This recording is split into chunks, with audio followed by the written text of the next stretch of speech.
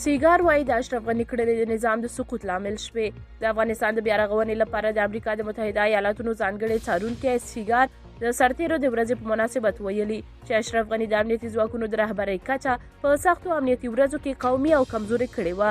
د سیګار وروستي راپور د ولې افغان امنیتي ځواکونو له سقوط سره مخ شول تر سرلیک لاندې خپور شوی او په دغه راپور کې ویل شوي دي چې مخکینی ولسمشر محمد اشرف غني د 2021 د مارچ او جون ترمنځ د امنیتي ځواکونو د رهبرۍ په کچه داسې اقدامات کړي چې افغان پوځ کمزوری شوی و.